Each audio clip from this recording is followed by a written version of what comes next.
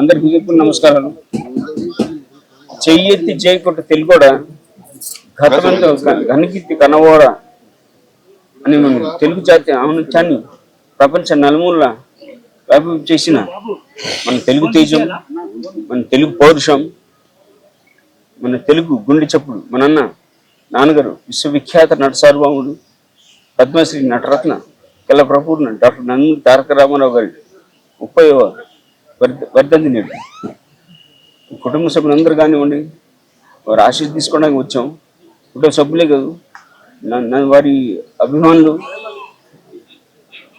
కుటుంబ శ్రేయోభిలాషులు, నందమూరి వంశ అభిమానులు అందరూ వచ్చారు వారి ఆశీస్సు తీసుకోవడానికి.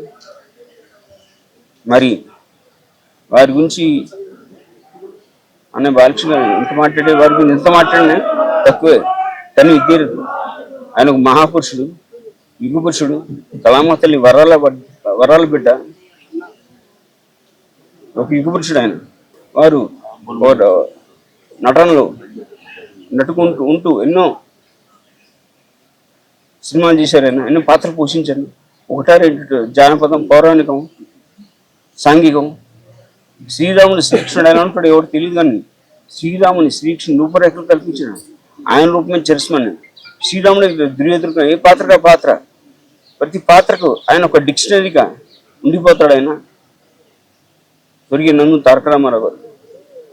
ఆయన నటుడుగా ఉంటూ ఎన్నో సేవలు అందించాడు. రాజుగారి ముందు వచ్చే ముందు ఆయన నటుడుగా ఉంటూ ప్రజలకు ఎన్నెన్నో సేవలు అందించాడు ఆయన.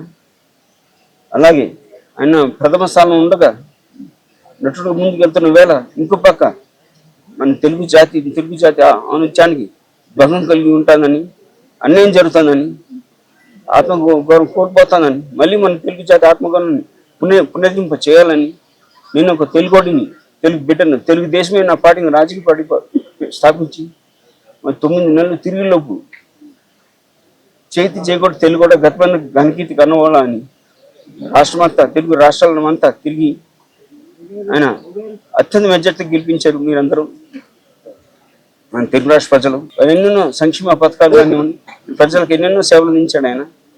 ఓ పేదపాటి పెన్నిదిగా, రైతన్నలకు అన్నదాతగా, కార్మిక సోదరులకు దన్నుగా ఎన్నెన్నో సేవలు అందించాడు ఆయన.